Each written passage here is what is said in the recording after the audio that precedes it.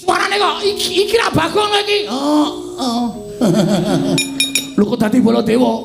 Lho kesewan sandangan wayang wong. Ora edan, iki kowe ngembari karo aku. Tak kembali kowe. Kene lho. Iya iki karep pindah kok. Gaduk-gaduk ora. Mundur ora caket-caket ngene iki. Sing apik. Ha iya, mundur Petro. Lho, kok kowe ngarep meneh? Lho. Gareng ngarep Petro nomor 2. Aku kari dhewe kok aku dadi ngarep. Prabu Baladewa iki nata mandura Raden Kokrasana. Menrada beda. Inggih. Ayo tandangana lekane ati. Wah, panuswane jajaran ati iblis lanat. Nah, iki sapa iki? Aku ngedep kaca iki piye iki? Tepungke wae. Narendra Mandura Prabu Baladewa. Lho, edan. Edan iki Ora edan iki tenan Baladewa tenan. Lah iki suarane kok iki ra Bagong iki. Lho kok dadi Baladewa? Lho kesewan sandangan wayang wong. Ora edan. Iki opo Banawan? Mohon perhatian. Pengumuman besok Minggu kerja bakti. Patoban menika petel. Oh tak kira corong e. Ya sorry ora ngerti. Menika kemawon.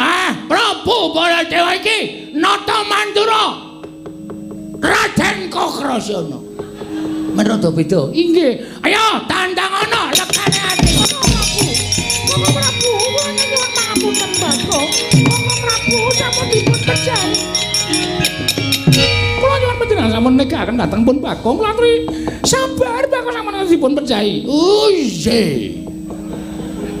Jagat Dewa Bathara Wong Ilahing.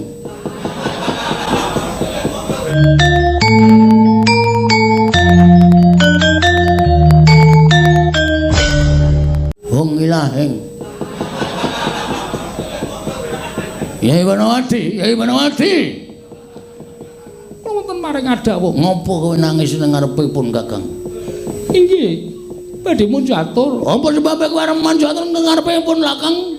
Apa sebabe kowe arep manjatur nang ngarepipun Kakang? Pun Kakang. Badhe mun catur, mun sampun dipun pejahi Bagong. Kosik to Cahayu sawangan pun Kakang. Terus pundi? Mbok dirungokke suarane iki. Kasta. Cirine wis jelas lho. Lho, batu-batuan. Napa menika Bagong? Jelas. Lho kok iso dadi Baladewa? Oh dadi apa-apa iso waton ana ragate. Napa menika Bagong? Jelas. Lho kok iso dadi Baladewa? Oh dadi apa-apa iso waton ana ragate. Santai wae. Lah kersanipun kados pundi kok wujud Baladewa? Arep kanggo nandingi karo Prabu Baladewa men isen mungsuh Bagong. Minggiro. Ngasuh kono. Inggih. Adus. Inggih. Ya, Inggih. Ceramas. Inggih. Men wangi rambutnya. Ambu ampek ya, Mas. Men supaya wangi. Inggih ngesnaken dawuh. Siram nganggo banyu anget. Inggih. Wah, panuswane jajaran ati iblis lanat. Nah, iki sapa iki? Aku ngedep kaca iki piye iki? Tepungke wae. Narendra Mandura Prabu Baladewa. Lho, edan. Edan iki Ora edan iki tenan Baladewa tenan. Lah iki suarane kok iki ra Bagong iki. Lho kok dadi Baladewa? Lho kesewan sandangan wayang wong. Ora edan. Iki kowe ngembari karo aku. Tak kembali kowe. Mati dening Nenggala. Mohon perhatian. Mohon perhatian apa? Aku duwene gaman men corong iki. Wis gelem iki ra gelem ya. Wah, mati teh, mati bareng kae. Nggih. Nai mboten panjenengan menika mboten badhe rampung. Kula sumanggaken dhateng anak Prabu Baladewa. Bagong. Ora kena diperingake becik.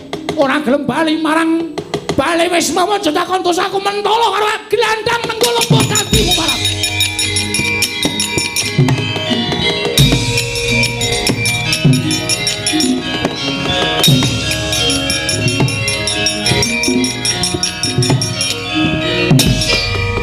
Dewa Bathara.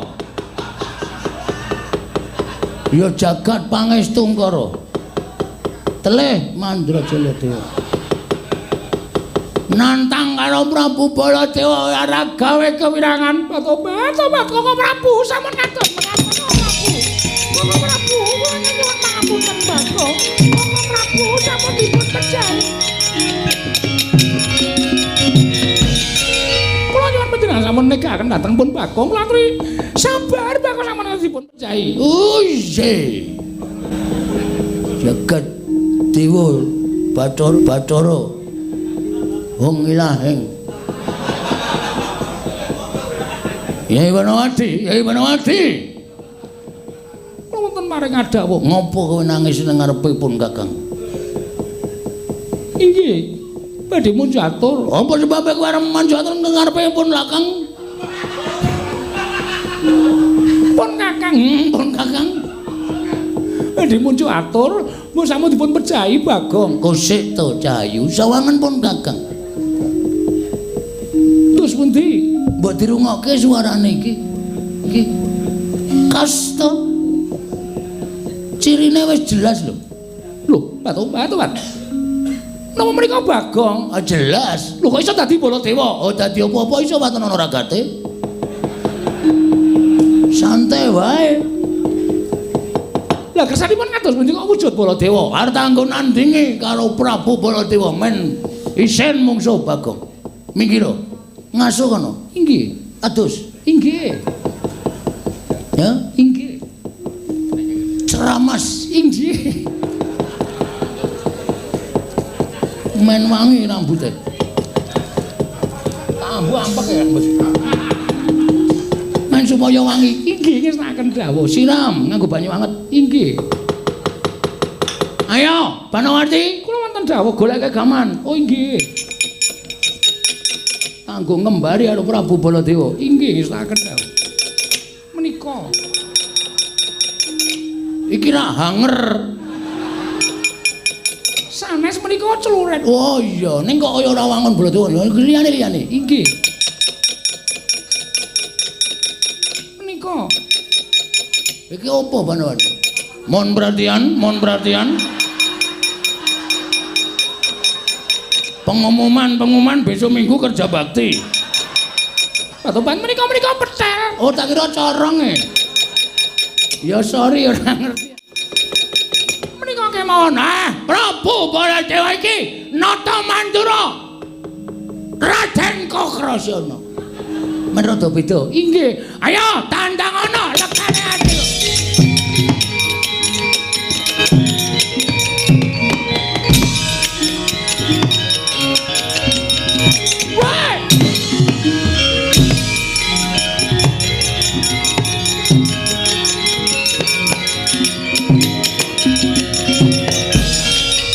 Panuswaning jajaran iblis larat. Iki sapa iki? Aku ngedep kaca iki piye iki? Tepungke wae. Narendra Mandura Prabu Baladewa. Lho, edan. Edan iki ora edan iki tenan Baladewa tenan. Lah iki suarane kok iki ra Bagong iki. Oh. Lho kok dadi Baladewa? Lho kesewan sandangan wayang wong. Ora edan. Iki kowe ngembari karo aku. Tak kembari kowe. Mati dening Nenggala. Mohon perhatian apa? Aku duwene gaman men corong iki. Wis gelem iki ra gelem ya. Wah, mati teh, mati bareng kae.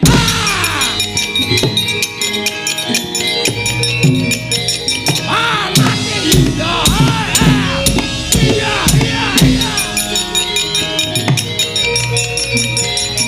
Wah, ada.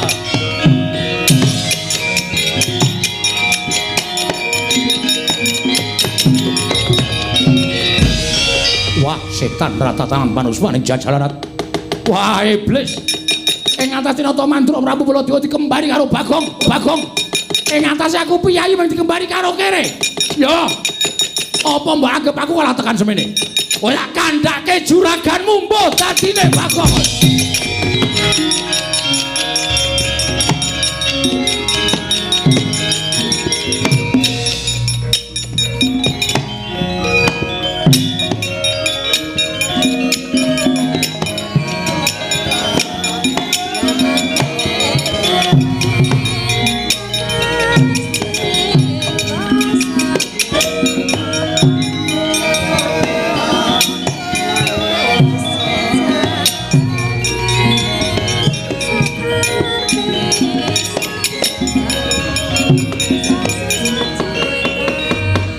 Baladewa Narmati Dwinares Dwinareswara Kresna kalangkung tresnanira marang Dabanon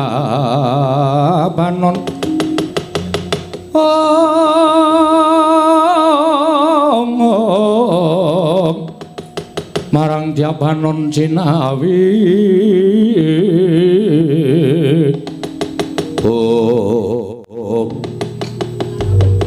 Batobat ngaturaken panuwun dene sampun damel tentrem taman kadilengleng. Ya, Banawati.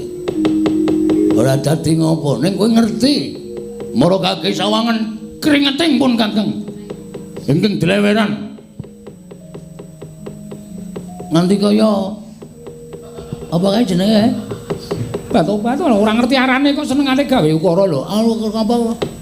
Kepala dineres. Klopo dineres. Heeh, klopo dineres. Inggih. Ayo aku dipeteki Banawati. Batobat. Kok njur ngadi-adi to? Kowe ya ora jeneng adi-adi. Ya ora wujud ngono iki kula wegah. Sampun ngantos wujud kados mekaten menika kula wegah. Wujud ingkang saknyatanipun kemawon. Oh iya, aku ganti. Iya.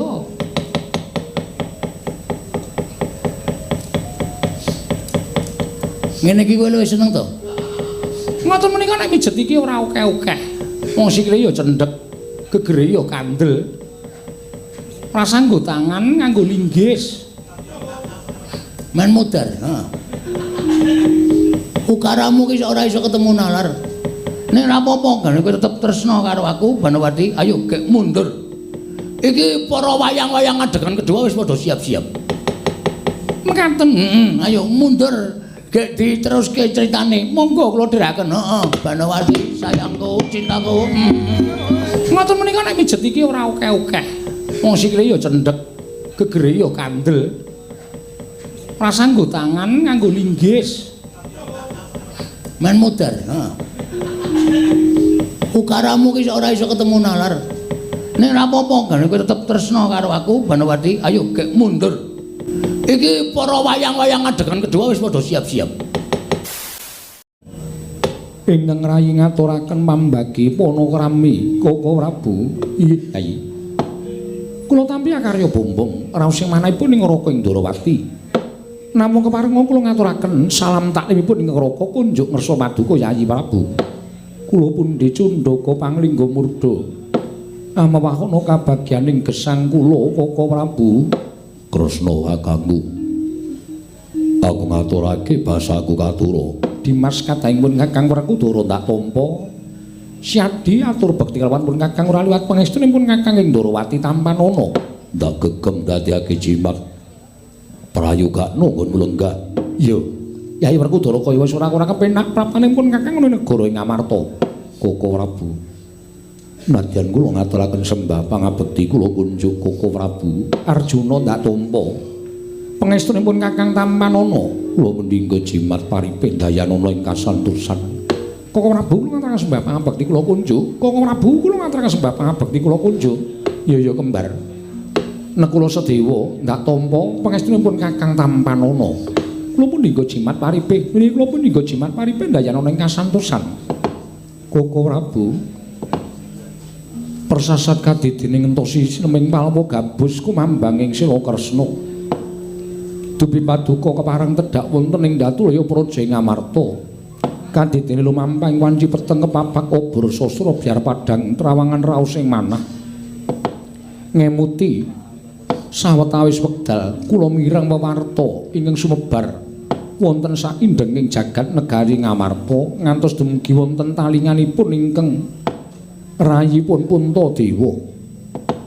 Perkawis menapa Yayi? Miturut umbyaking para kawula dinten sakmangke peranganipun Panakawan ing Pandhawa inggih menika Panakawan negari Ngamarta.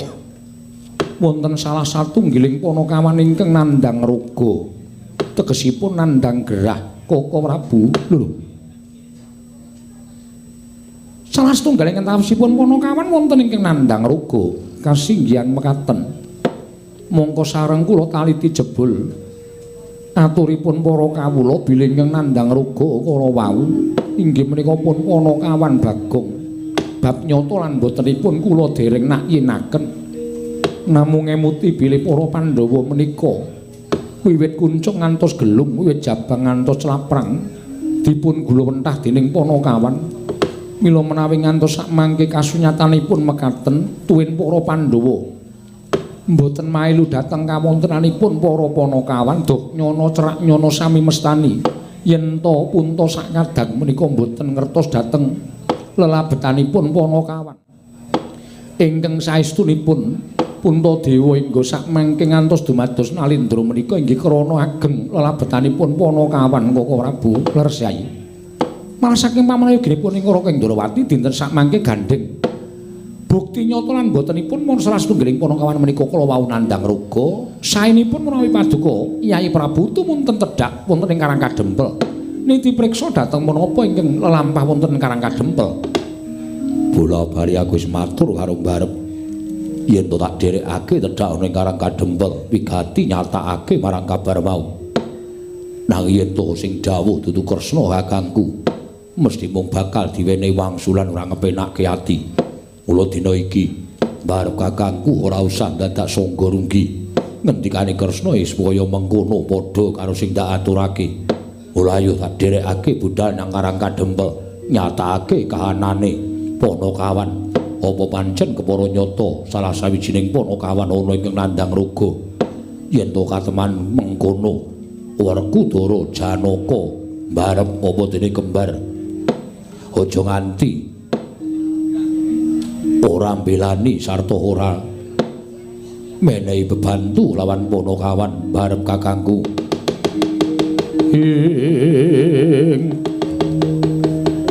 Rekat lampahing rata tanpa antara prating sukun ing argaram kang tumingal.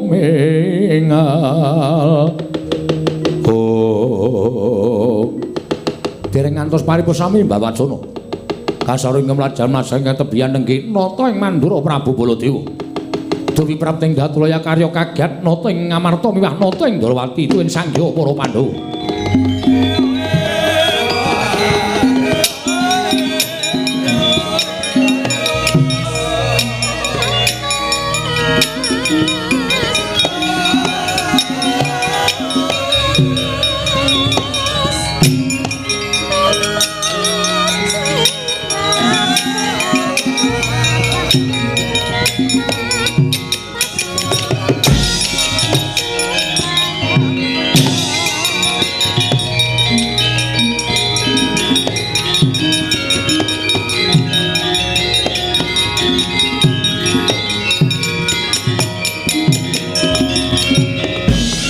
Manggat Kurda Sruma Pangga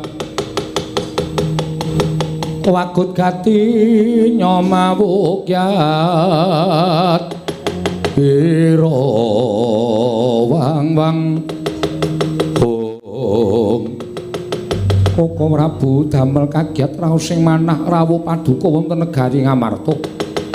Sumengko kados mekaten menika wonten paridamel menapa? Koko Prabu wonten menapa? Wah, bule kakangku eneng apa? Koko Prabu wonten menapa dene paduka rawuh wonten negari Ngamarta sumengko kados mekaten. Ya Ji. Wonten timbalan ing Ngadawa. Kresna, iya wonten dawuh Werkudara. Bule kakangku piye Janaka wonten dawuh Koko Prabu. Sawanipun kakang ing negara Ngamarta iki bakal ngabarake kahanan sing ora ngepenakke ati. Keliripun kados pundi dene paduka paring dawuh mekaten. Yayi kula nuwun pamunten. Nalika semanten ingkang Raka sowan dhateng negari Ngastina. Tinimbalan dening Kyai Prabu Duryudana. Mboten ngertos dodok seleng perkawis tumuntun kula dipun ajab rembagan babagan perkawis. Kyai Ratu Banowati anggenipun sawetawis radi benten tandang tandukipun lawan Rai Prabu Duryudana. Bab perkawis menika kula mboten tumut-tumut. Nanging sareng wonten aturipun mban saking Taman Kadilengleng ingkang munjo atur bilih Kyai Ratu Banowati nyingetaken satunggiling priya mapan wonten ing taman. Tumunten kula nyatakaken wonten ing Taman Kadilengleng kados menapa kejot raos sing manahipun ing Raka ing Mandura. Jebul piyai kakung mapan wonten ing Taman Kadilengleng menika tasih panakawanipun Paduka Kyai Prabu Darmaji. Koko Prabu Paduka paring dawuh jebul ingkang mapan wonten ing taman menika tasih Panakawaning para Pandhawa. Nggih, kasinggihan mekaten. Lajeng sinten ingkang wantun damel wiranging para Pandhawa? Panakawan kula sinten ingkang wantun damel kucemasmanipun para Pandhawa Koko Prabu? Kula dasiwisa Yai. Panakawan negari Ngamarta panakawanipun kadang-kadang kula para Pandhawa ing mapan wonten telenging taman Kadilang-lang menika boten sanes kejawi namung Bagong Yai Prabu.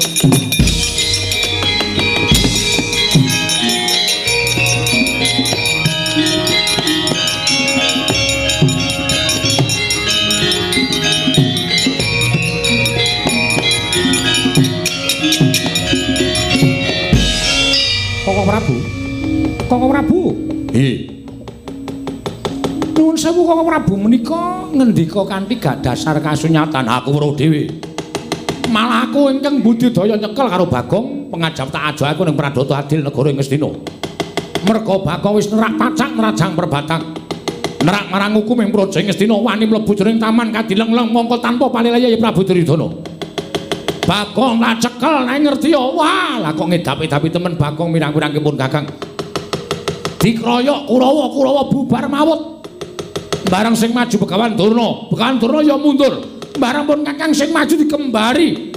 Apa tumen ing atase Bagong kok malih wujuding Baladewa nganti kewirangan aku disoraki para kawula sak negara Ngastina. Janaka sampun bidal. Wis ben pateni karo Janaka dhewe wis ben. Isin aku duwe abdi jenenge Bagong. Sing wis ngucemake asmaning para Pandhawa nanging menawi menika mangke kelaman dipun pejahi kriwikan dadi grojokan geguyon dadi tangisan. Menawi Kakang Semar Murina mboten trima pejahipun Bagong menika mangke sinten ingkang badhe menggak dukanipun Kakang Nayantaka. Perkara aku ora ngerti. Sing baku aku ora nrimake yen to Bagong nyamah asmaning Kyai Prabu Duryudana.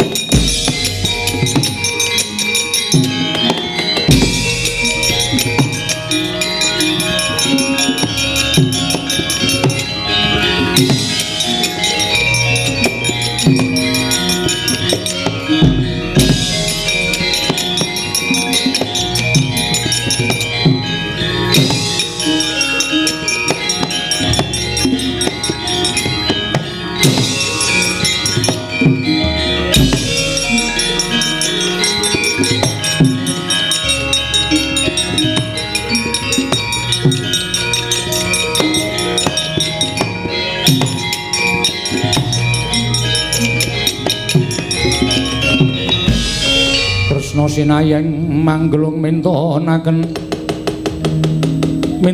dewi gramanira kanggo mitiraneng asta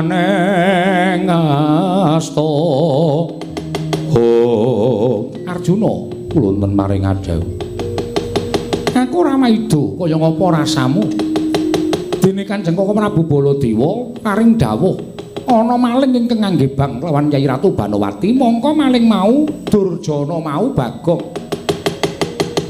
kuwi abdimu kaya ngapa rasamu yen to kowe krungu sarta mireng ngendikaning Koko Prabu Baladewa klepat tanpa pamitan kelawan wong tuwa nlonjong botol lakumu dumujuk ana ing taman Kadilang-lang niatmu piye kula sampun isin gadhah abdi naminipun Bagong niat kula Bagong namung badhe kula pejahi. Lho kose nek tok pateni apa njur rampung tekan semono perkarane?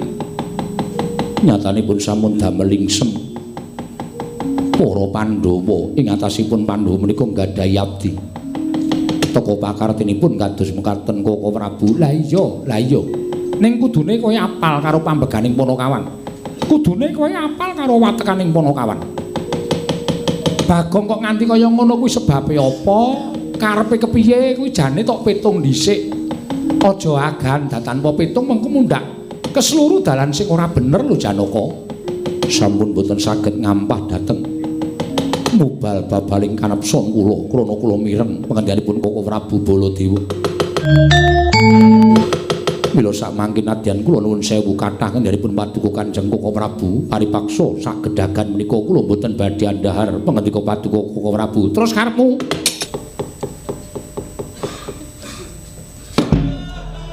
Rasida terus. Ya wis. Ayo muni ngene. Nembang meneh. Kancane do Jarian kok kowe training. Praktek olahraga, Pak. Hah? Praktek olahraga. Praktek olahraga. Ora sopan jenenge. Kadan-kadanane ora.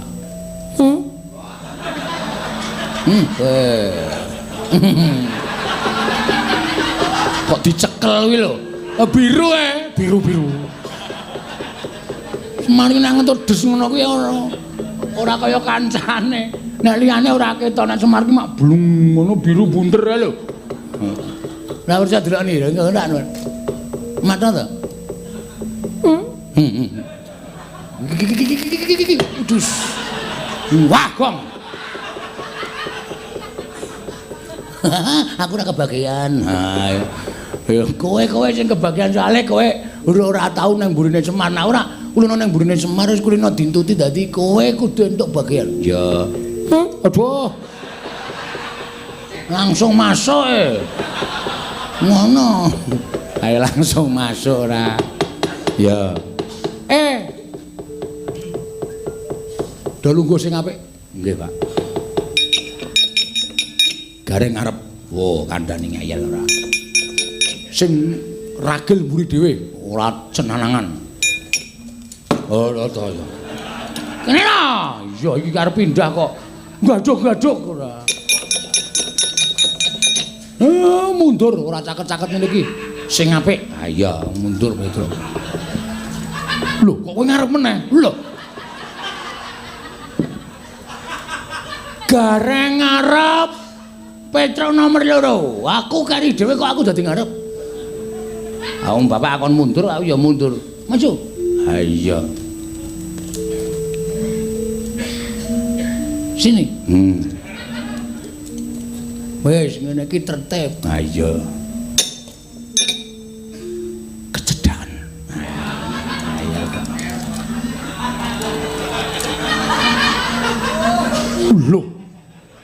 Loh. Nek aku rasa pindah. Iya. Aku sing pindah. Iya.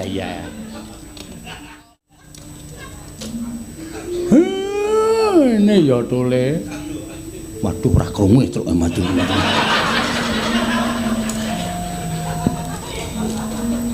Engko anggere kon mundur lah kamplengi itu. Aku tak omong karo kowe. Mbok omong. Ngomong ora mbayar kok ndadak omong. Menengo ndak rampung-rampung. Meneng.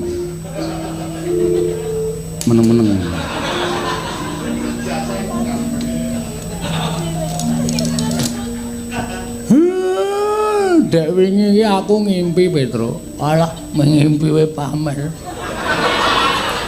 Impene bapak ora kaya impenmu. Impene bapak ki mesti eneng artine ya, Pak. Yang artinya Gong, rumah ramai, yang mana ya Ben?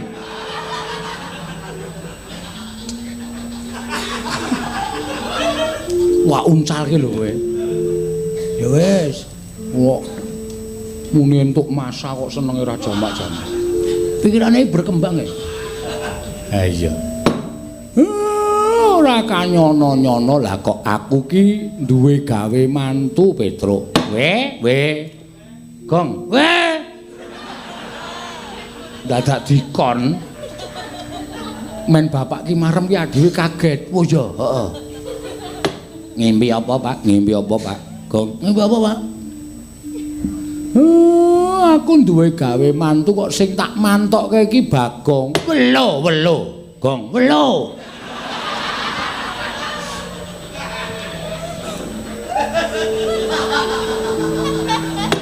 Mongko kowe tak kandhani. Pripun, Pak? Bareng tak goleki mantene wedok ki ora ana. Welo. Gong. Welo, medun. Welo.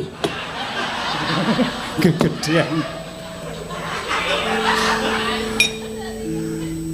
Iki pralampita apa lah kok atiku ora tentrem, atiku ora penak to, Le. Nyat langaning kalangkuan aglar pandan moncar tinon lir kekonang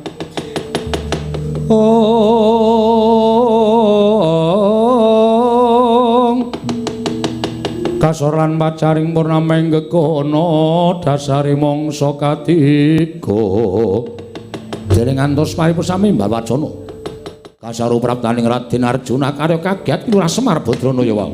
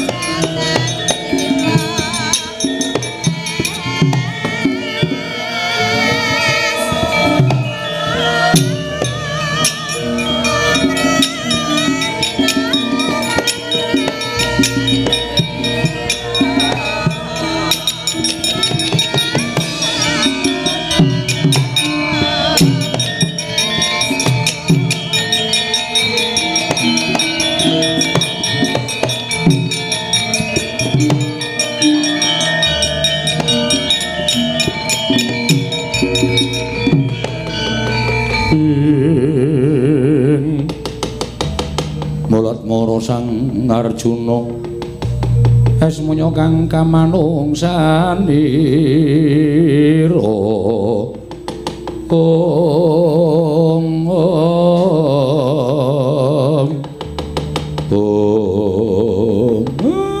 ndara kula ngaturaken bekti kula kunjuk nggih Den. Ya Semar ndak tampa pangestu tambanana nggih. Kula ngaturaken sembah bakti kula kunjuk Ndara, ya ya nolo garing tak tampa. Kula ngaturaken bakti kula kunjuk Den, ya ya Petruk tak tampa. Kula ngaturaken sembah bakti kula kunjuk Ndara, ya Bagong tak tampa. Sumpengka pengawak Bajra tindakipun sajakipun kaya namung wigatos Den, enten apa? Napa ajeng nganti ingkang ngabdipun Semar sak anak-anak kula? Nderekaken Ndara napa dos pundi kula aturi paring dawuh Semar. Kula. Aku tak kandha karo kowe ya Semar nggih. Pripun kok semune rada wigati? Ora ngira babar pisan. Lamun dina samengkono salah sawijining anakmu ingkang gawe wiranging para Pandhawa. Sinten? Napa Gareng napa Petruk napa Bagong?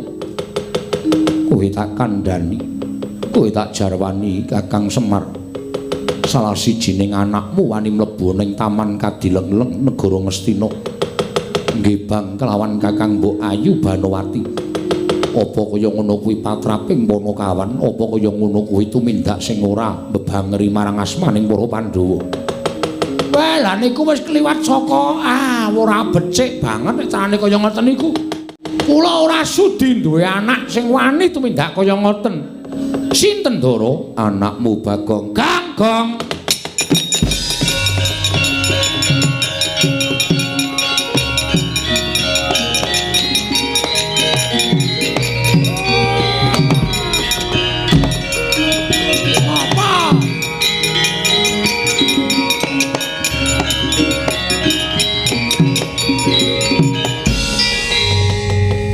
Kowe iki ngapa ya, Mir? Nata sirahe anake sampeyan ae dhewe. Bagong kowe kok setan kowe. Kok kaya ngono kelakuanmu iblis kowe. Bagong kowe ngisen-isenke bendara ngisen-isenke kulawarga. Gong. Sembrono ya sembrono ning ora kaya ngono itu kok banget nek sembrananmu kaya ngono kuwi. Sek. Kok siyek? Ada apa? Aku ora guyu. Engko ndak ming tok jak sembrono. Ada apa? Ana apa? Ndaramu tekan kene ngendikake nek kowe tumindak kurang ajar karo ndaramu Banowati. Mir, He, sapa sing ngomong ngono? ndaramu Janaka. Gus. Agus. Agus dungkul kowe. Ndara Janaka? Piye? Sampeyan iso ngendika kaya ngoten niku dasare napa? Ampun wonten paring pangandikan sing boten wonten nyatane lho. Niku mboten bener kaya ngoten niku. Sing paring pangandikan Koko Prabu Mandura, Koko Prabu Dewi ngadu arep karo kowe. Malah Koko Prabu mbok gawe wirang. Bagong, aku isin duwe ponokawan kaya kowe. Bebangete. Kula sing bantu aku siji lho. Kula niku teng Karo Bendoro. terus Wajibe aku ing matrapi paukuman karo kowe. aku maneh Ndara Janaka. Kowe tak pateni. Ya trimo mlayu ora salah apa.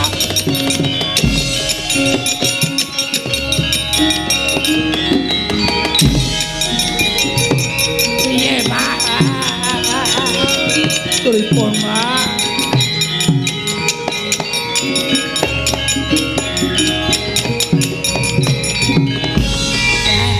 Piye, Pak? Aja meneng wae Ndara Janaka nek wis ngono kae tegele ra jamak-jamak. Engko bakal nek disuduk piye, Pak? Aku ya bingung.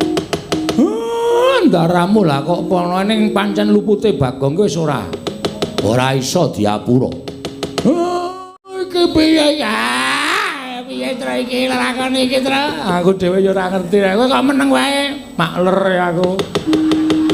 Setan ora ana kanan kaya ngene kok isa-isane turu lho.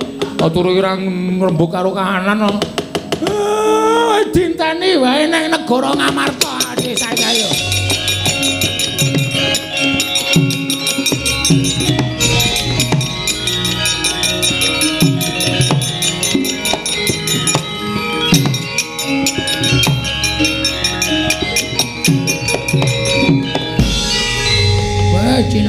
Cilaka iki wis. Iki sing jeneng disebutake ora mangan angkane ning klethos pelok. Apa jenenge? Aku sak ngrungokke nganu ae lho wong ngomongke apa jenenge saloka-saloka sing ngaping ngono lho. Ora manangan angkane gabul pulute. Edan tenan. Ah wis, monggo Ndara Janaka wis nesu karo wong wis ora. Apa jenenge? Aku kok kerep lali ta iki. Pandang bulu. Kowe iki nek ngadani wayang ora guyang-guyu. Marane aku melu guyu ora pandang bulu. Kenapa bulu dipandang? Nek ora mlayu sifat irung ngrekoso uripku ae. Sial sing jeneng sial ngene iki. Rek ae mlayu ngidul bablas jebul segara. Wah, iki nek Ndara Janaka tekan kene, arep mlayu nanti kowe Bagong. Kowe ketemu karo segara, kowe ora bakal nyemplung segara. Nyata manono zlep. Aku lek semelang ki nek ditusuk, ku nek terus dinengke wae ora apa-apa. Nek nganti krisik di ngono-ngonoke. Wah, kena ngusus lara tenan. Pedhot ususe mati tenan aku. Wes.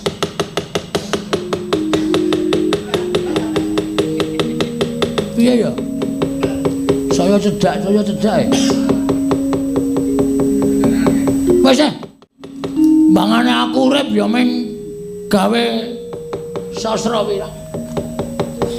Nyemplung segara, tak ikhlaske patiku.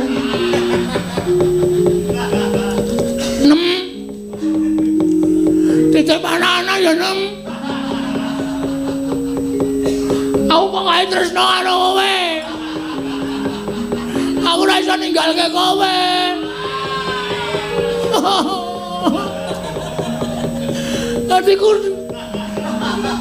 Hatiku tersentuh Nem. Aku nang kene ora iso pamitan karo kowe, aku arep golek dalan ning pati. Aku menyawang fotomu. Ning nggon mata wis suwek. Dadi kowe kaya picak. Ora apa-apa ora apa-apa. Titip anak-anak. Aku tak nyemplung segara golek dalan ning pati wae. Ning kok nek aku nyemplung tenan. Blung. Pamane lho iku pamane. Terus kok kemambang ning banyu ndul. Ya nek langsung mati. Nek dipangan ikan hui.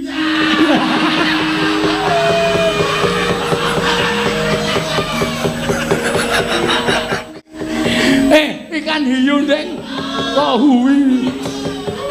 Ya nek nggon lemangan langsung butuh, nek weteng tok. Ngono. Ora mati lara kena banyu perih. Wah, wis cilaka. Ya nek aku le nyemplung ki kolorku ki kenceng. Nek kena ombak terus copot dhewe. Cokot karo piranha. Letus. Nggono ndas tok. Maksudnya ndasku iki lho. Apa ora lucu? Wong kok tanpa sirah ra ya. Wah, wis janeng ya wis men.